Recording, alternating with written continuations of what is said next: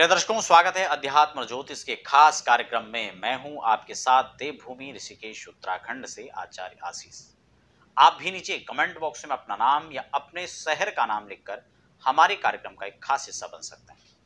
आज मैं आपके साथ बात करने वाला हूं राहु की महादशा को लेकर।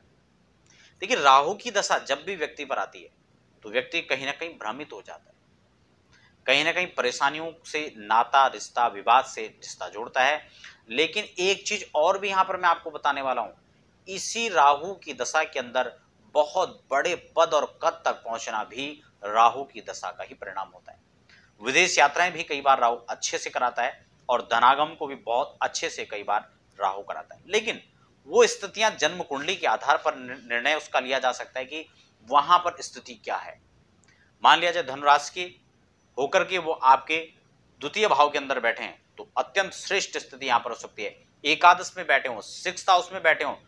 कल ही एक जन कुंडली मैं वेस्ट बंगाल की कलकत्ता की एक देख रहा था और वो राजनीतिक अपनी तैयारी कर रही हैं और जब उन्होंने अपने कुंडली का विश्लेषण कराने पर यह हमसे पूछा तो निश्चित रूप से हमने उनको ये बात बताई तो उन्होंने कहा कि वास्तव में राजनीति में हमारा लग अच्छा चल रहा है, लेकिन फिर भी हमारे लिए क्या अच्छा था हम यही जानना चाहते थे।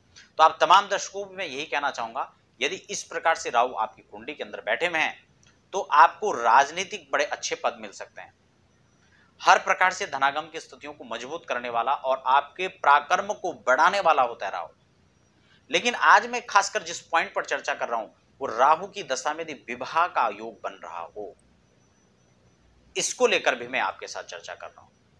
मान लिया जाए कि राहु की दशा चल रही है और यहां पर जो है राहु की दशा के अंदर विवाह का योग बने या विवाह हो रहा है, तो एक चीज यहां पर आप निश्चित रूप से समझ लें कि आपको जन्म कुंडली यहां पर मैचिंग बड़े अच्छे से करना होगा। अगर कुंडली के अंदर कहीं ना कहीं कोई इस प्रकार का योग है जो आपके दाम्पत्य जीवन के लिए अच्छा नहीं है, मैरिड लाइफ के लिए अच्छा नहीं, तो ऐसे में आप निश्चित रूप से माने कि ज्यादातर मामलों में यहां पर तलाक की स्थिति खड़ी हो जाती है। विवाद होता है और विवाद के बाद कुछ समय बाद डिवोर्स हो जाता है।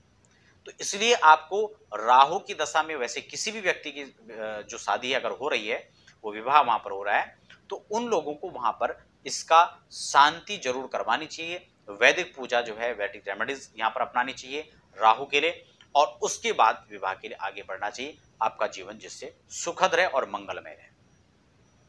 वरना इसमें विवाद की स्थितियां तो निश्चित रूप से आती हैं और कुछ समय बाद स्वाभाविक से यहाँ पर रिश्तों में दरार आनी संभावनाएं उसकी बहुत ज्यादा बढ़ जाती हैं और स्थितियां कई बार तलाक तक पहुंच जाती हैं। दाम्पत्य जीवन अच्छे से चले, किसी प्रकार से कोई मनमुटाव की स्थिति पैदा ना हो, इसके लिए आपको यह वैदिक रेमेडी जरूर अपनानी चाहिए।